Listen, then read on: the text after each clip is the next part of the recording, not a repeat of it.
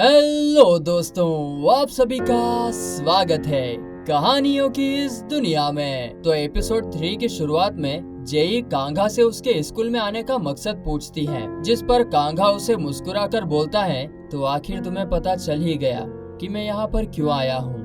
मैं जोशिन हाई में तुम्हारी जगह लेने आया हूँ। अब तक तो इस स्कूल में तुम टॉप करती आ रही हो, लेकिन अब एक स्कॉलरशिप स्टूडेंट टॉप करके जोशिन हाई के इतिहास को बदल देगा। और इसके अलावा वैसे टॉपर स्टूडेंट को जोशिन हाई स्कूल आगे की पढ़ाई के लिए सपोर्ट और स्कॉलरशिप दोनों प्रोवाइड करता है, जिस पर जेई उसे एकदम ध्यान से देखती है, पर वो कुछ कहती नहीं है। यहाँ सीन शिफ्ट होता है और हम रियान को देखते हैं, जो कि अपने बॉक्सिंग के ट्रेनिंग के टाइम जेई की ही बातों को याद करते हुए अपने ट्रेनर को फ्रस्ट्रेशन के मारे बहुत बुरी तरीके से पीट देता है। तो वहीं दूसरी तरफ जेई रिसर्च करके अंदाजा तो लगा लेती है कि कांघा और कांग इन्हान ये दोनों तो भाई लग रहे हैं। अगले दिन फिर हेरा रियान को कॉल करके उसके साथ स्कूल में चलने को बोलती है, ताकि सबको ऐसा लगे तो सही कि हेरा और रियान एक दूसरे को डेट कर रहे हैं। पहले तो रियान का मन करता है कि वो बिल्कुल उसके साथ ना जाए, पर थोड़ी देर बाद वो मान जाता है और हेरा को फिर वो उसके घर के नीचे 10 मिनट में आने को बोलता है।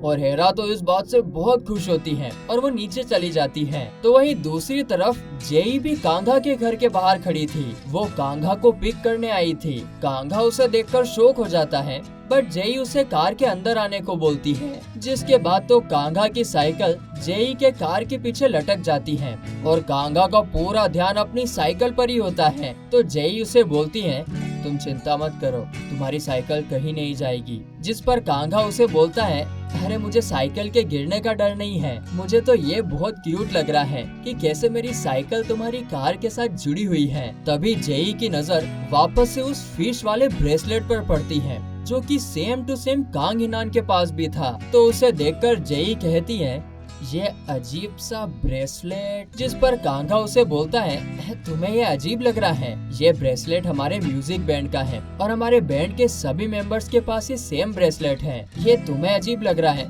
लेकिन मुझे तो ये बहुत क्यूट लगता है।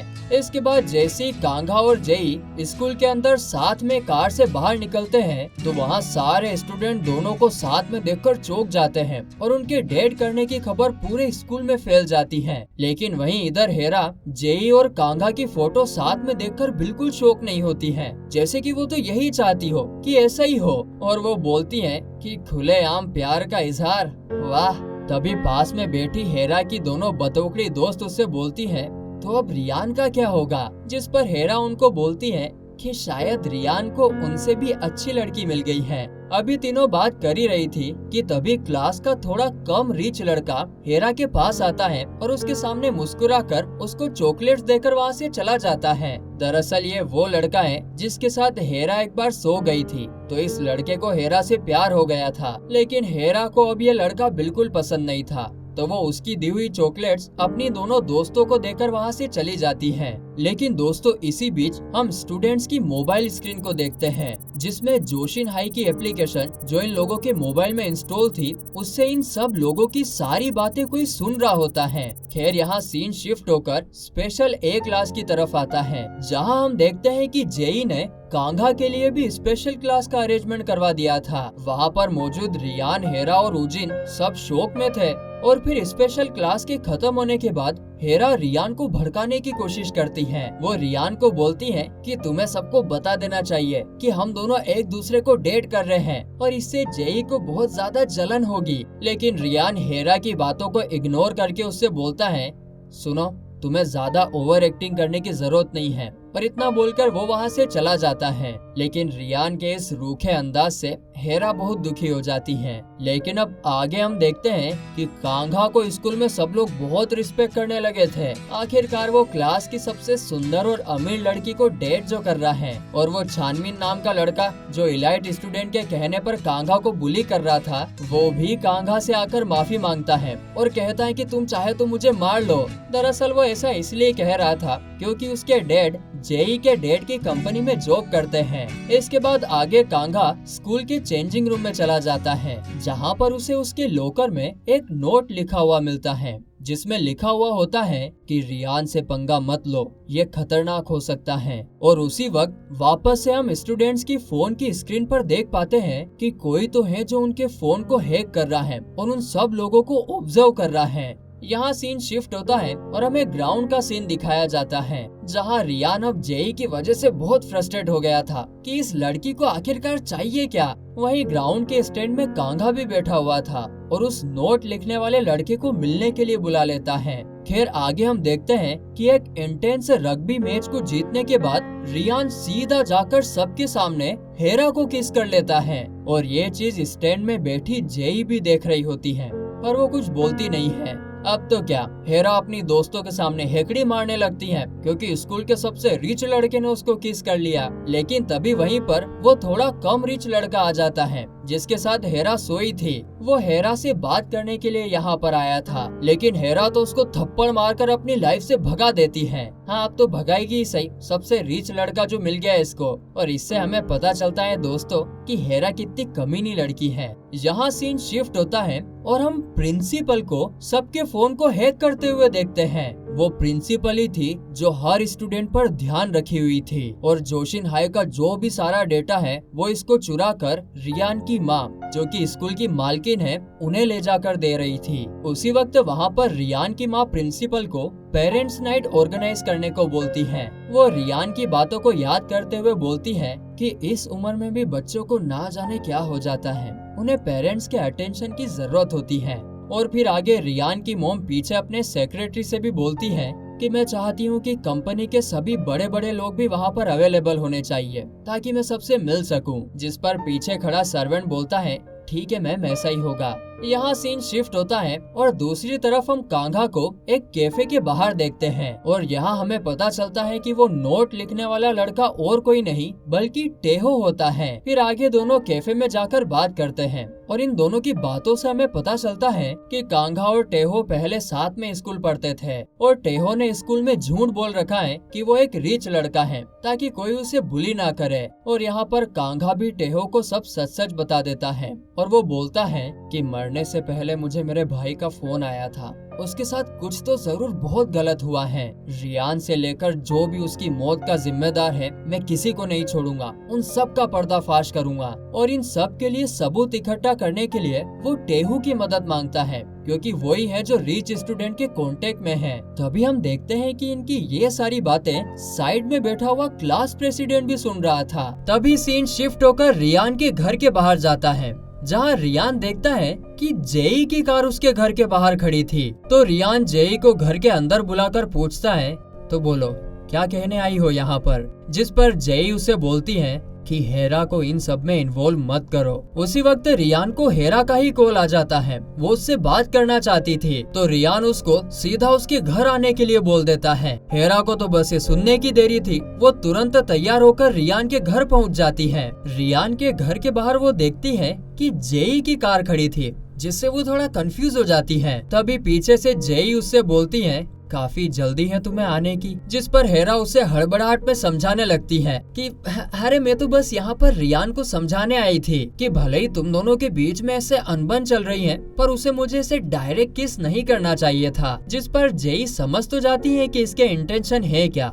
पर वो हेरा को वार्न करती है और कहती है कि रियान जो खेल खेल रहा है उसमें उसका साथ मत दो। ये बोलने के बाद जेई सीधा अपने घर पर आ जाती है, जहाँ पर वो अपने रूम में एक सीक्रेट लॉकर में से एक पेपर के टुकड़े को निकालकर देख रही होती है। तभी अचानक से उसको हैकर का इंस्टाग्राम पर मैसेज भी आता है, क्या तुम कांघा को भी पिछले वाले की तरह मरवा दोगी क्या। और फिर उसके बाद उसको एक वीडियो आता है जिसमें जेई किसी से बोल रही थी कि वो प्रेग्नेंट है और अगर उसके पापा को पता चल गया तो वो उसको मोम की तरह घर से बाहर निकाल देंगे। वीडियो भेजने के बाद हैकर उसे मैसेज करता है कि तुम्हारी सारी करतूतों के वीडियो है मेरे पास। मैसेज देखने के बाद जेई बहुत डर और घबरा जाती है और घबराते हुए मैसेज करती है क्या चाहते हो तुम मुझसे? और अचानक से वहाँ पर जेई का भाई उसे बुलाने आ जाता है। आगे हम जेई और उसके डैड को बात करते हुए देखते हैं। जेई के डैड उससे पूछ रहे थे कि क्या पहन कर जाने वाली हो पेरेंट्स नाइट में। वहाँ एक बहुत बड़े ग्रुप के प्रेसिडेंट भी आने वाले हैं,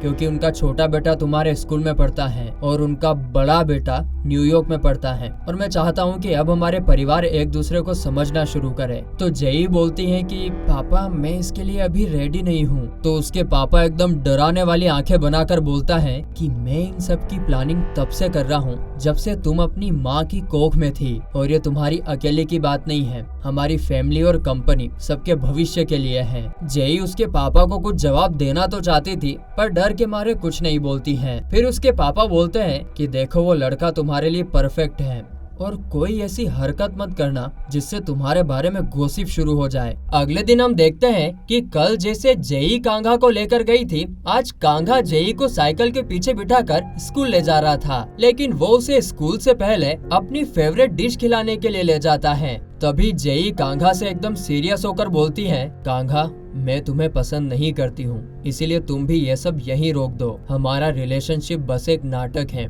और मैं ये सब तुम्हारी भलाई के लिए कर रही हूँ, क्योंकि मैं नहीं चाहती कि जो पहले मेरी वजह से हुआ अब वो वापस किसी और के साथ भी हो। तो कांघा जेई को बोलता है कि मैं तो बस तुम्हारी फिक्र करना चाहता हूँ, क्या उसकी इजाजत है मुझे, क्योंकि तुम हमेशा अकेली और डरी हुई नजर आती हो। लेकिन फिर वो एकदम से मुस्कुराकर बोलता है, देखा कैसी लगी मेरी एक्टिंग, लगता हूँ ना मैं तुम्हारा असली वाला बॉयफ्रेंड। लेकिन तभी जेई कांघा को एकदम ध्यान से देखने लगती है, जैसे कि उसने एकदम सही बात बोल दी हो। लेकिन फिर जेई बिना कुछ खाए यहाँ से उठकर चली जाती है। आगे स्कूल में जेई हेरा से मिलने के लिए कैफे में जाती है। वहाँ जाकर जेई हेरा से पूछती है कि तुम्हें जो उस अननोन अकाउंट वाले को ट्रेस करने का काम दिया था वो हुआ या नहीं, जिस पर हेरा बोलती है कि उसको ट्रेस नहीं किया जा सकता है, बस मैसेज कहाँ से आ रहे हैं बस वो पता लगाया जा सकता है। जिस पर जेई कहती है कि अच्छा वैसे तुम फोन पर क्या बताने वाली थी। तो हेरा पहले तो उसे सॉरी बोलती है, क्योंकि वो और जेई बचपन से बेस्ट फ्रेंड्स हैं। लेकिन वो रियान को कितना ही समझा रही है पर वो मान ही नहीं रहा, और क्योंकि वो तुम्हारे ब्रेकअप करने से बहुत अपसेट है और वो कुछ कर ना ले, इसलिए मैं उसे मना भी नहीं कर पाई। तो जेई बोलती है कि मुझे इन सब से कोई फर्क नहीं पड़ता, पर तुम रियान से दूर रहो, वो बस खेल खेल रहा है, तुम उसके लायक नहीं हो। उम्मीद है तुम्हें बात समझ में आ गई होगी, और उस अननोन अकाउंट के बारे में जल्द से जल्द पता लगाओ। ऐसा बोलकर जेई यहाँ से चली जाती है। आगे सीधा हम पेरेंट्स नाइट को देखते हैं, जहाँ पर कांघा उसके बैंड के साथ आया होता है। कांघा और उसका बैंड स्कूल की पेरेंट्स नाइट में पियानो बजाने आए थे, क्योंकि इन स्कूल वालों को स्कॉलरशिप स्टूडेंट्स के पेरेंट्स से कोई मतलब नहीं है। तो वहीं दूसरी तरफ हम जेई और उसके पापा को देखते हैं, जहाँ पर जेई के पापा उसके लिए पेरेंट्स नाइट में पहनने के लिए ड्रेस सिलेक्ट कर रहे थे। लेकिन जेई यहाँ पर बहुत डरी हुई और कंट्रोल्ड फील कर रही थी। उसे कांघा की वही सारी बातें याद आ रही थी जब कांघा ने उसको बोला था कि तुम बहुत डरी हुई लगती हो। तो वहीं दूसरी तरफ पेरेंट्स नाइट में जाते वक्त हेरा के पापा हेरा से पूछते हैं कि बेटा वो जो तुम्हारी दोस्त है ना जेई, तुम उसके पापा से मेरी मीटिंग करवा सकती हो क्या। देखो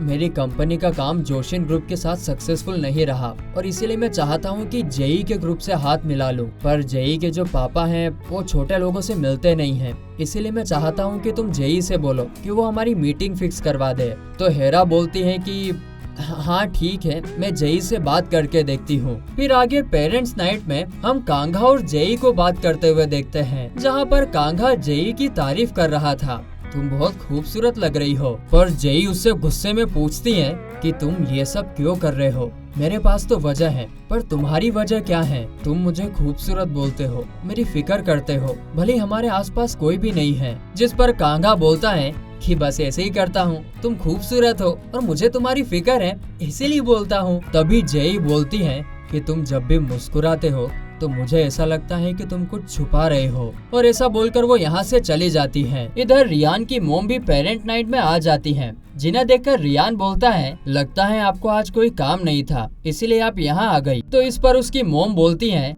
कि तुमने ही तो बोला था कि तुम्हें तुम्हारे पेरेंट्स का अटेंशन चाहिए, मैं इसीलिए आज यहाँ पर आई हूँ। फिर वो दोनों साथ में अंदर जा रहे होते हैं, तभी उसकी मोम बोलती है कि तुम्हें नहीं पता रियान मेरे प्यार करने का तरीका, ये सब लोग जो तुम्हारे आगे सर झुकाकर खड़े हैं, ये है मेरा प्यार। और इतना बोलकर वो यहाँ से स्टेज की ओर चली जाती है। स्टेज से रियान की मॉम स्पीच दे रही होती है और तभी वहाँ जेई के पापा आ जाते हैं। उनके आते ही सब लोग उनकी तरफ देखने लगते हैं क्योंकि वो भी बहुत बड़े आदमी थे। और यहाँ का माहौल देखकर हमें अच्छे से समझ में आ जाता है कि रियान की मॉम और जेई के डैड इन दोनों की बिल्कुल नहीं बनती। ये दोनों राइवल्स हैं। वही पेरेंट नाइट में ही दूसरी तरफ हेरा के पापा उसे बुलाते हैं और अकेले में ले जाकर पूछते हैं कि क्या तुमने जेई से बात करी कि वो उसके पापा से बात करे। उसी वक्त वहाँ से जेई भी गुजर रही होती है तो हेरा जेई को बुलाकर कहती है कि मेरे पापा तुम्हारे पापा से मिलना चाहते हैं, क्या तुम उन्हें मिलवा सकती हो। तभी हेरा के पापा भी जेई को बोलते हैं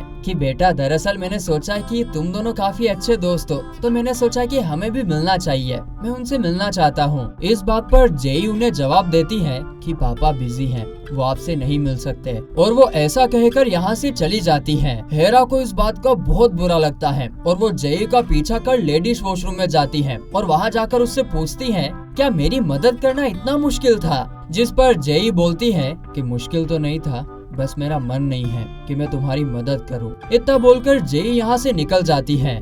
आगे पार्टी में हम देखते हैं कि जेई के डैड और रियान की मॉम बात कर रहे होते हैं। यहाँ पर जेई के पापा स्कूल की काफी तारीफ करते हैं और तभी रियान की मॉम बोलती है कि बच्चे ही इस देश का भविष्य हैं, इसीलिए हम बिजनेस पर कम और पढ़ाने पर ज्यादा फोकस करते हैं। आगे रियान की मॉम जेई के डैड को थैंक यू भी बोलती है क्योंकि जोशिन और जेओल ग्रुप के बारे में लोग बहुत अफवाहें फैलाते हैं कि ये दोनों राइवल्स हैं, पर फिर भी आपने अपनी बच्ची को यहाँ पढ़ने के लिए भेजा। वहीं इधर हेरा के पापा जेई के डैड से बात करने की काफी कोशिश कर रहे थे पर घबराहट के मारे कर ही नहीं पाते हैं और ये सब हेरा देख रही होती है और उसे जेई पर बहुत ज्यादा गुस्सा आ रहा होता है। आगे जेई और रियान भी उनके मॉम डैड के पास में आते हैं। तभी इन सब के बीच में एक बिजनेसमैन आ जाता है और इनसे बोलता है कि देखो आप दोनों के बच्चे कितने सुंदर हैं और अगर इन दोनों की शादी हो जाए तो सालों पुरानी दुश्मनी खत्म और आप दोनों की फैमिली फिर कोरिया की सबसे पावरफुल फैमिली बन जाएगी। इस बात पर रियान की मॉम बोलती है यह सब बातें सुनने में अच्छी लगती हैं और ऐसा कुछ नहीं है। तभी जेई के पापा भी बोलते हैं कि हाँ हमें भी हमारे बच्चों के भविष्य की चिंता है। तभी वो बिजनेसमैन बोलता है और मैंने तो सुना है कि जेई और रियान आपस में डेट कर रहे हैं। इस बात से दोनों के मॉम डैड शॉक हो जाते हैं और तभी जेई के डैड बोलते हैं कि ऐसा कुछ नहीं है, ये बस एक अफवाह है। हाई प्रोफाइल लोगों की ऐसी अफवाहें उड़ती रहती हैं। और तभी रियान की मॉम भी बोलती है कि हाँ बस ये एक अफवाह है क्योंकि जोशिन ग्रुप भी किसी ऐसे परिवार में ही शादी करेंगे जिनके विचार उनसे मिलते हो, ना कि जेओल ग्रुप से जो कि सिर्फ और सिर्फ बिजनेस के बारे में सोचते हैं। तभी वो बिजनेसमैन बोलता है अरे अरे माफ करना, लगता है मेरी वजह से माहौल थोड़ा गंभीर हो गया और वो हंसते हंसते इन दोनों की लड़ाई करके यहाँ से चला जाता है। तभी यहाँ पर अचानक से बीच में हेरा आती है और जेई के पापा से बोलती है कि अंकल हमारा एक दोस्त आपसे मिलना चाहता है पर वो बहुत शर्मा रहा है इसीलिए आपके पास आ नहीं रहा है। अब मैं तो जेई की दोस्त हूँ इसीलिए मैं उसकी मदद कर देती हूँ। तभी जेई उसे मना करती है पर हेरा उसे इग्नोर करके कांगा को खींचकर ले आती है और फिर जेई के डैड को बताती है कि अंकल ये जेई का बॉयफ्रेंड है और ये जोशिन हाई स्कूल में एक स्कॉलरशिप स्टूडेंट है। ये सुनते से जेई के पापा का चेहरा तो एकदम डरावना हो जाता है और वो जेई को एकदम गुस्से में देखते हैं और फिर वो कांगा के कान के पास जाकर बोलते हैं तुम्हारी हिम्मत कैसे हुई। वहीं इधर रियान की मॉम ये सब देखकर हंस रही थी।